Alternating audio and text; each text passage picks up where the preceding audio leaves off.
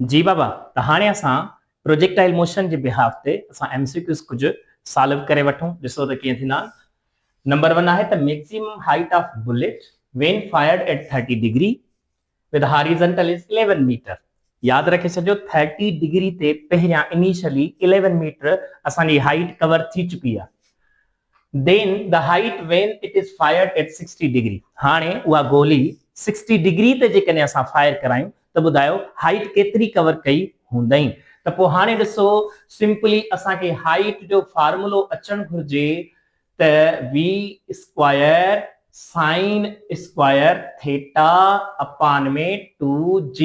हाणे असां छा कंदासीं, कंपेयर करण जे लाइ पहिरियां 30 डिग्री जो वैल्यू रखंदासीं, यानी 11 मीटर हाइट वारो वैल्यू कंपेयर करे रखंदासीं। पोइ उन में साइन 60 जे हिसाब सां यानी 60 डिग्री जे हिसाब सां असां उते वैल्यू पुट कंदासीं, कंपेयर करे जवाब अची वेंदो। कीअं ॾिसो तरीक़ो छा आहे त पहिरियां जेको इनिशियली एंगल जे बेराब ते मिलियल आहे वैल्यू उहो रखो 11, हाइट 60 न 30 डिग्री ते 11 मिलियल आहे। हेॾां रखो 20 स्क्वायर सेम। हाणे हिते साइन 30 लाज़मी आहे, डिग्री आहे, ऐं अपान में असां 2g वठंदासीं। नोट करे छॾियो ही जेको स्क्वायर वठबो इहो साइन 30 जो न वठबो, साइन 30 जे वैल्यू जो वठबो अथव। त ॾिसो बाबू स्टूडेंट ग़लती कंदा आहिनि हिते त जेको ही साइन 30 जो स्क्वायर वठी छॾींदा आहिनि। नो, साइन 30 जो वैल्यू पहिरियां रखबो उन खां पोइ स्क्वायर वठबो आहे। त v स्क्वायर सेम अपान में 2g हिते भली रखे छॾियो, मल्टीप्लाई में साइन 30 जो वैल्यू हूंदो आहे 1/2 ऐं हेॾां असां स्क्वायर वठंदासीं। हाणे असांजो हेॾां 11 मीटर आहे ऑलरेडी।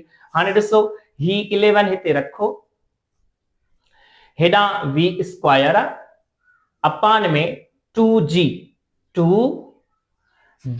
हाणे ॾिसो ही 2 जो स्क्वायर अपान में 4 अची वेंदो, माना 4 हिते रखे छॾियो डिवाइड में आहे, 2 जो स्क्वायर हेठि अची वेंदो 4 ऐं हिते असां g रखंदासीं।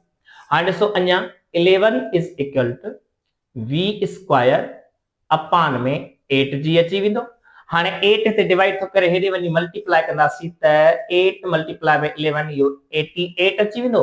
हिन पासे ना अव्हांखे 88g याद रखे छॾियो, 88 छा रखंदासीं, g वैल्यू रखंदासीं ऐं हेॾां असांजो v स्क्वायर वैल्यू अची वियो। नोट करे छॾियो त वेलासिटी स्क्वायर असांखे मिलियो आहे 88 इंटू g मिलियो अथव। ठीकु आहे। हाणे असांखे त खपे छा, असांखे खपे उन एंगल ते हाइट जेका डिफरेंट आहे 60 डिग्री ते।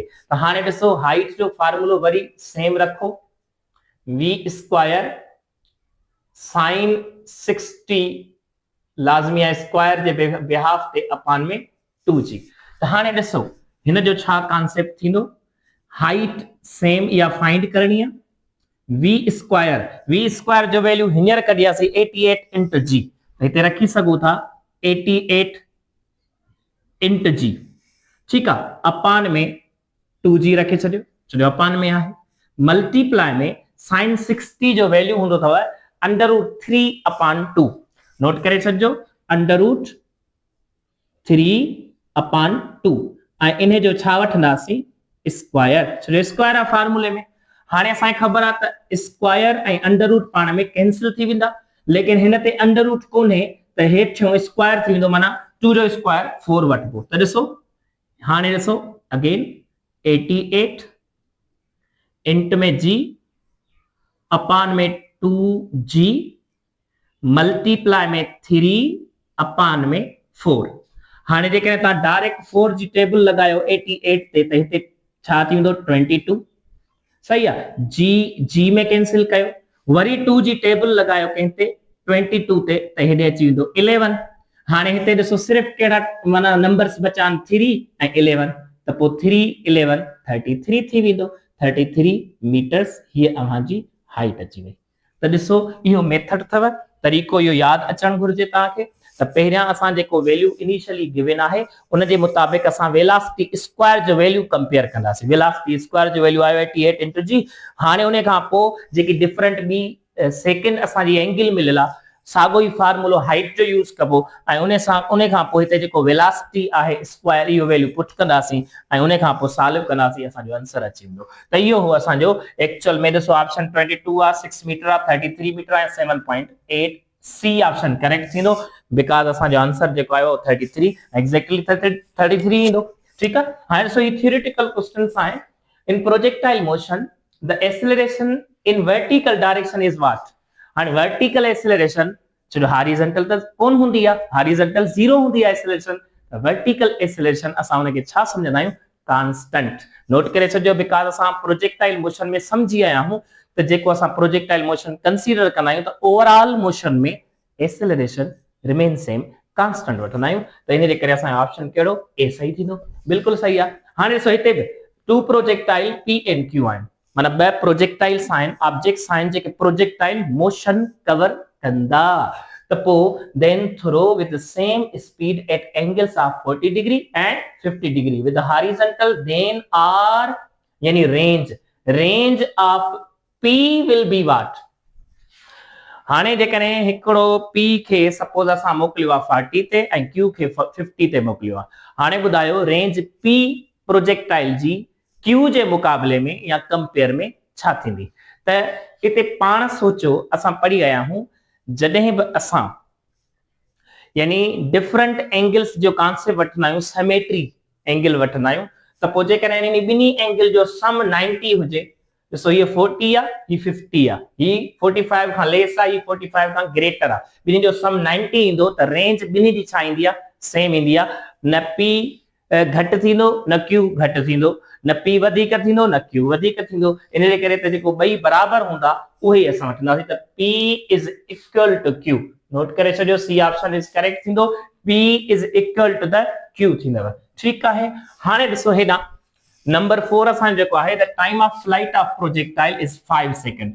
याद रखे छजो ही टाइम ऑफ फ्लाइट जडे चई त इहो समझो त टोटल टाइम ऑफ फ्लाइट आ छो इनिशियली का भी कंडीशन मिलियल ना है त पोइ तडे जडे भी ये सिर्फ टाइम ऑफ फ्लाइट अचे त इन जो मतलब आहे टोटल टाइम ऑफ फ्लाइट आ टोटल टाइम ऑफ फ्लाइट ठीक है। हाने टोटल टाइम ऑफ फ्लाइट 5 आ हाने चए तो the time to reach maximum height माना छा कबो जर्नी के हाफ करे छने सिर्फ मैक्सिमम हाइट ताई तो वने वापस न टोटल न हाफ त पो टाइम के बस हाफ कबो त पो 5 जो हाफ छा थींदो आ 2.5 एग्जैक्टली त इहो एकड़ो सेंस तव। नंबर 5 ते the horizontal range of projectile at a certain place is completely determined by what.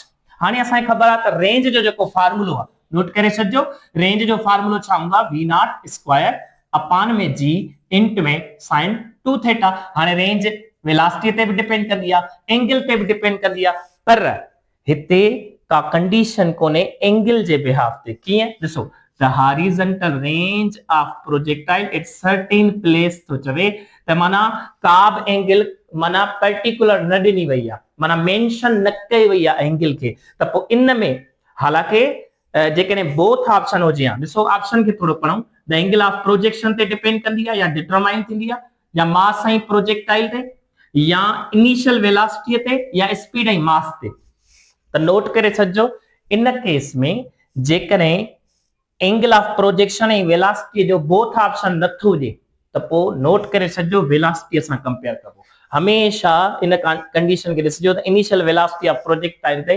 Determine कंदासीं छो जो हिते एंगल मेंशन कोन्हे सही माना में पर जेकॾहिं हिते बोथ ऑप्शन हुजे हा कीअं हुजे हा सपोज डी में हुजे हा angle of projection and initial velocity of the projectile त पो याद रखे छजो उते बोथ कयूं हा लेकिन हिते बोथ ना है त पो असां प्रेफरेंस कंहिंखे ॾींदासीं इनिशियल वेलोसिटी ऑफ प्रोजेक्शन के ये पॉइंट अथव त हाने 6 नंबर के असां ॾिसी था वठूं त ॾिसो इहो कैलकुलेशन में कीअं थो अचे। सो हाने असां जो 6 नंबर जेको क्वेश्चन आहे a projectile is launched at 45 degree. Note करे छजो 45 डिग्री ते असां को horizontal with initial initial kinetic energy assuming air resistance to be negligible what will be its kinetic energy of the projectile। हाने ते ॾिसो प्रोजेक्टाइल खे लॉन्च कयो वियो आहे 45 जी एंगल में हाने 45 जी एंगल में जेको लॉन्च कयो वियो आहे इन जे बिहाफ ते असां खे ख़बर आहे त 45 ते मैक्सिमम पॉइंट ते वञी पहुचंदो मैक्सिमम हाइट ते वञी जॾहिं पहुचंदो त इन पॉइंट खे ॾिसंदासीं त इते जेका हाइट आहे इते मैक्सिमम हाइट आहे हाणे असांखे इहा ख़बर आहे त हिन पॉइंट ते वेलासिटी जेका वर्टिकल आहे उहा 0 थींदी ऐं जेका वेलासिटी हॉरिजॉन्टल आहे उहा 0 न थींदी। त पोइ हिन में जेका वेलासिटी हूंदी उहा सिर्फ हॉरिजॉन्टल हूंदी, यानी कि Vx कंपोनेंट हूंदो। नोट करे छॾिजो। हाणे असांखे ख़बर आहे त काइनेटिक एनर्जी बराबर हूंदी आहे 1/2 mv²। यस, त हिते जेका वेलासिटी वठंदासीं उहा x एक्सिस वारी वठंदासीं। छो एक्सिस वारी? असांखे ख़बर आहे एट द पीक पॉइंट ते, ठीक है, एट द पीक पॉइंट ते असां छा कंसीडर कंदा आहियूं त वर्टिकल वेलासिटी फाइनल वेलासिटी वारी 0 थी वेंदी, हॉरिजॉन्टल 0 न हूंदी आहे। त पोइ वेलासिटी कहिड़ी रखंदो? Horizontal x axis. त पोइ ॾिसो 1/2 m सेम ऐं वेलासिटी x एक्सिस जे बेसिस ते वठूं त v² cos² थीटा। ठीक आहे। हाणे असांखे ख़बर आहे त हिते 45 एंगल ॾिनी अथई। छा एंगल ॾिनी अथई? 1/2 सेम, m सेम, वेलासिटी जो स्क्वायर सेम। हाणे असांखे ख़बर आहे त हिते हिन एंगल जे बिहाफ ते cos 45 ऐं हिन जो स्क्वायर जे बेसिस ते वठंदा आहियूं वैल्यू। हाणे ॾिसो 1/2 ही असांखे ख़बर आहे त 1/2 mv² जेको आहे इहो काइनेटिक एनर्जी जे बराबर आहे, यानी इनखे असां E करे रखूं था एनर्जी, काइनेटिक एनर्जी जो वैल्यू E करे था रखूं। मल्टीप्लाई में cos 45 जो वैल्यू हूंदो अथव 1/√2। लेकिन इते तव्हांखे यादि हुजणु घुर्जे ऐं मिस्टेक न कजो, स्क्वायर वठणो आहे। छा वठणो आहे? स्क्वायर। ठीकु आहे। हाणे ॾिसो हिते रखंदासीं ई माना काइनेटिक एनर्जी जो वैल्यू आहे 1/√2। हाणे 1 जो स्क्वायर 1 ई थींदो, स्क्वायर ऐं अंडर रूट पाण में कैंसिल थी वेंदा, बाक़ी बचंदो छा? 1/2। हाणे ॾिसो इन ई वैल्यू मां असांखे काइनेटिक एनर्जी जो वैल्यू छा मिलियो? ॾिसो 1/2 माना हाफ, त पोइ असांखे ख़बर आहे त 0.5 e मिलंदो वैल्यू। छा मिलंदो? 0.5 e। This is the concept behind these questions. ठीक आहे। त इहो तव्हांजी प्रैक्टिस ज़रूरी आहे। हाणे अॻियां असां ॿिया बि कुझु प्रैक्टिस में MCQs कयूं था, जेसि ताईं ही नोट करे वठो ऐं स्क्रीनशॉट करे वठो। शाबाश, थैंक यू जी बाबा। त हाणे ॾिसो अॻियां 7 नंबर क्वेश्चन आहे। A projectile is thrown horizontally from 490 metre high cliff with the velocity of 100 metre per second. Means के हाइट ते आहे, उतां असां हॉरिजॉन्टली प्रोजेक्टाइल खे थ्रो था कयूं, या यानी कि ड्रॉप था कयूं, जीअं चओ थ्रो था कयूं, बेहतर इहो आहे। The time taken by projectile to reach the ground, माना के हाइट तां हेठ किरण ताईं केतिरो टाइम लॻंदुसि। ठीकु आहे। ग्राउंड ताईं पहुचण में केतिरो टाइम लॻंदुसि। त हाणे असांखे ख़बर आहे त जॾहिं बि हाइट गिवन हुजे तॾहिं हिकिड़ो फार्मूलो हूंदो आहे 2 times of height divided by g।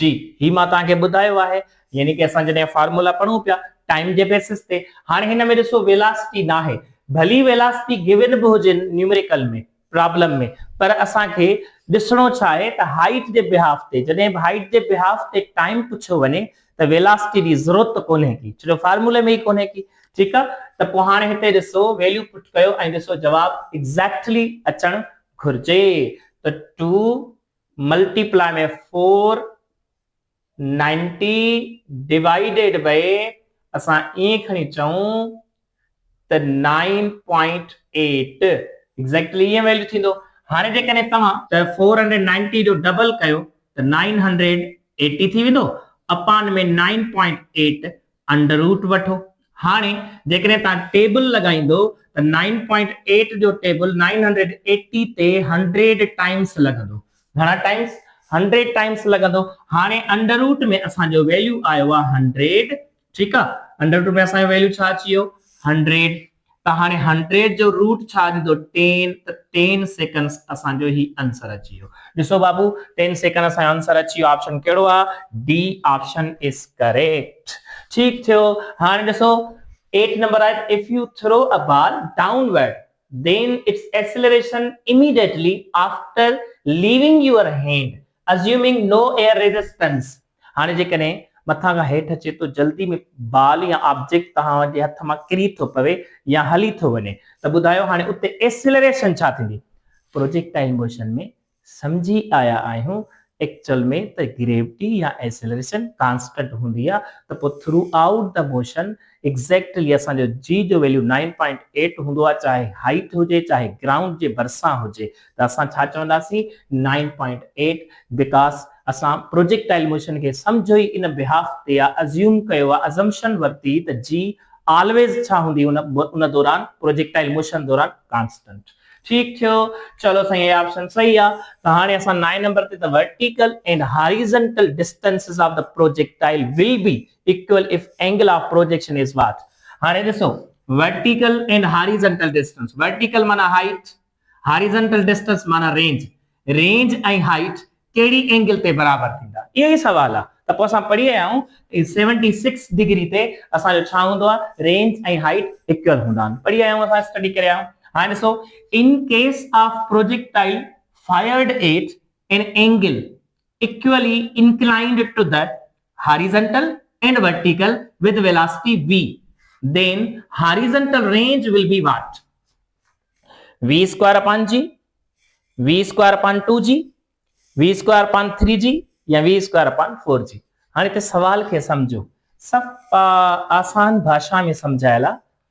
त हिकड़े प्रोजेक्टाइल के फायर कयो वियो आहे, उन खां पोइ इक्वली इंक्लाइंड थियो आहे टू द हॉरिजॉन्टल में भी ऐं वर्टिकल में। चवण जो मकसद ही तो चाहेव एक्स ऐं वाई में हिकड़े खे इंक्लाइन कयो वियो आहे इक्वली।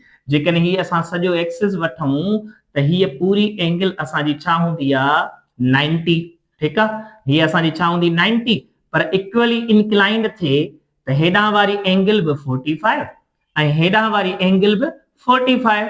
हाणे असां खां पुछे तो हॉरिजॉन्टल रेंज, हॉरिजॉन्टल रेंज जो फार्मूलो असां पढ़ी आया हूं, वी नॉट स्क्वायर या वी स्क्वायर अपॉन में जेको आहे सो पढ़ी आया हूं बाबरू जी इंट में साइन 2 थीटा।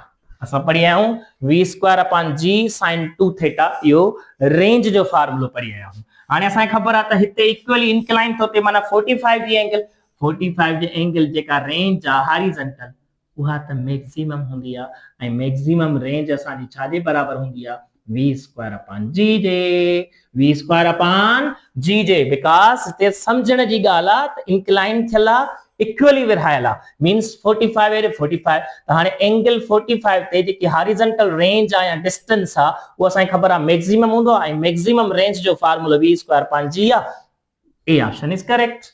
ठीक आहे, त ही असांजा क्वेश्चंस हुया प्रोजेक्टाइल मोशन ते। हाणे तव्हां इन्हनि जी प्रैक्टिस कयो, इंशाअल्लाह लाज़मी आहे तव्हांखे मेहनत करणी आहे, ही तव्हांजे लाइ असांजी जेकी कंट्रीब्यूशन आहे। लेकिन जेकॾहिं तव्हांजे लाइ असां एॾी मेहनत कयूं ऐं तव्हां पंहिंजे फ्यूचर खे ब्राइट करण जे लाइ कुर्बानी न ॾियो टाइम जी, यानी मेहनत न कयो, त पोइ त हाणे कामयाबी कोन माणे सघिबो न बाबा। त असांजूं दुआऊं घटि अथव, इंशाअल्लाह कामयाबी मिलंदव, आसानियूं थींदियूं तव्हां सां इंशाअल्लाह। लेकिन ज़रूरी आहे त तव्हांखे कुर्बानी ॾियणी पवंदी टाइम जी, वक़्त जी, खोड़ सारनि शयुनि खे अवॉइड करणो पवंदो। हूअं बि यानी कि वॾड़ा जेके चवंदा आहिनि उर्दू में, जीअं मां बि चवंदो रहंदो आहियां त बड़ी मंजिलों के मुसाफिर इन छोटे छोटे झगड़ों में नहीं पड़ते।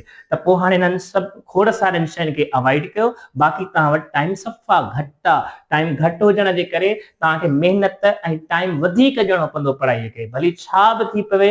यानी कि ईअं खणी चऊं त आसमान फाटी पए या ज़मीन यानी कि चीरजी वञे, पर तव्हांखे पंहिंजी मेहनत न आहे छॾणी। असां टके टके जे शयुनि जे करे पंहिंजे मुंडनि खे, पंहिंजनि ज़हननि खे मटाए छॾींदा आहियूं, जॾहिं त असांजी मंज़िल जेकी आहे उहा वॾी आहे। उन ते पहुचण लाइ तव्हांखे थोरी शयुनि खे, अलाए केतिरनि शयुनि खे अवॉइड करणो ई पवंदो। ठीकु आहे, त असांजी दुआऊं घटि अथव।